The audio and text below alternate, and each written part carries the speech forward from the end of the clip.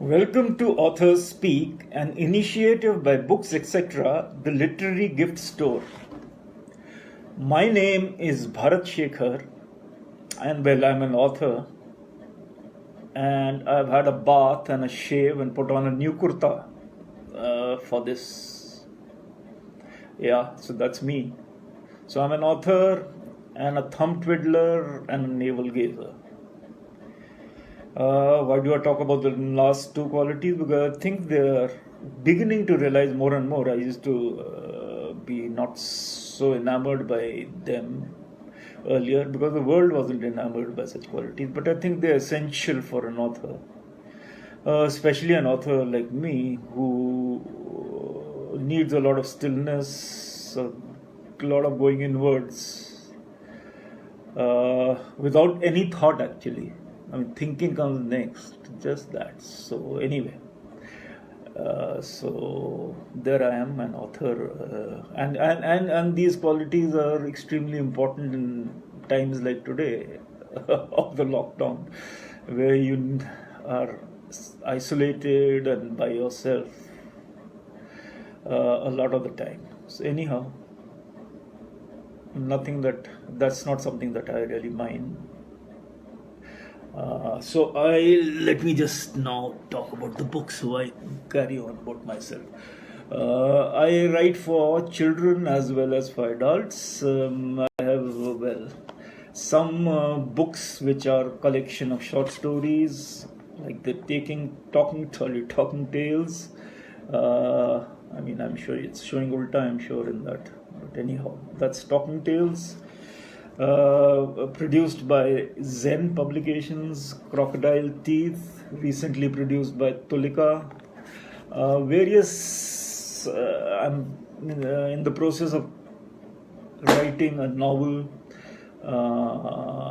and various short stories and anthologies like this one, A Life in Transit, which has been written along with a lot of other good authors. I don't know if I'm a good author, but along with a lot of authors who are good, people like Seema Bhatti, Mariam Karim Ehlawat, Noor Zahir, Nimran Sahukar, Kamlini Natesan, and Rajeshwari Prakash. So this has 3 short stories of mine, and I would, without much ado, like to read out a portion of one of them. Okay, let me just find it. It's called When He Sat Down to Study for the Test. So it's about a cruel, sadistic teacher who loves to taunt her students, and an intelligent but extremely lazy backbencher called Bhagirath. So let's see this interaction between them as it was written in the story. Bhagirath, who inhabited the darkest depths of that very dark last bench, did not need an astrologer to tell his immediate future. He knew that Miss Vaswani would begin crinkling her nose as soon as she neared his desk. He knew that she would not give the marked test paper in his hands, but drop it off from a distance as though it was something disgusting. He was resigned to the fact that the paper would have more red marks on it than his original answers in blue. What Bhagirath could not predict exactly were the words with which he would be tormented and humiliated. Guess who's got the lowest marks? Who? And the predator owl was circling, just waiting to swoop down at the running rat. Run, thought Bhagi. Bhag, run, rat, run. But the solid desk blocked his way, and the owl's talons closed in with a death grip on his wrist. Miss Vaswani snickered sarcastically as she threw the paper at his face. Of course it is Bhagi, rat. Or should I say James Bond? Turning to the class, she announced, Boys and girls, a big hand for Bhagirat for achieving a new low. He gets all of 007 out of 100, our new James Bond. And like Bond, he has the license to kill. Rat-a-tat-a-tat, rat-a-tat-a-tat. The license to kill English. Bhagirath felt the weight of her words settle heavily around his shoulders. Shoulders already weighed down from lugging his huge bag day after day, like a permanent hump on his back. Then he remembered, and he no longer cared. He smiled.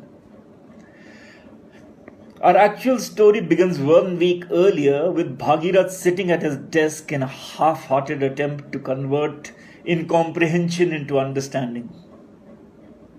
He rinsed his head with the ink of his textbook's words.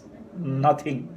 He filtered the black smudges of the letters from the white background with his eyes. Nothing. He tilted at the windmills of meaning with his penalams. Nothing. He tried penance. He tried reading backwards. He tried pacing forwards. He kept still. He fidgeted. Nothing, nothing, nothing. Finding meaning was turning out to be as futile as the alchemist's attempts to transform base metal into gold. About to shut the book, Bhagirath stopped quite abruptly. It was the P's and the Q's that started it. They were no longer minding themselves. The curves seemed to be puffing up, up, up, up they went, as though somebody had sprinkled their undersides of the page with yeast. Then, abandoning the two-dimensionality of the printed page, they popped out with little tearing sounds. Soon snake-like S's, D's with their daggers drawn, one-eyed E's, rippling R's, P's minding their Q's, were running all around the page. Bump!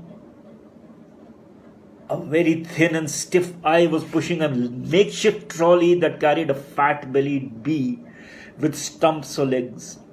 Both the eye and the bee looked very faded, as though they were in the process of being rubbed out. As they trundled about, Bhagirath heard the bee's blubbery voice raised. "We don't ask for blood, we don't ask for water, we don't want your scent, we don't want your quarter." Bee's cries continued. The ditty went on about not wanting mink or drink, but only ink, not asking for bread or butter spread, but only to be read. A pompous-looking pea, pigeon chest thrust out, threw them a pouch containing some black liquid, and then hurried away on its spindly legs, muttering something about being needed to fill the peas for the president and the PM. Nearby, a gaggle of G's were manufacturing other G's. The process involved precariously perching one miniature keg, that's a G egg, on top of another, with a piece of string in between to separate them. That's what a G looks like, yeah?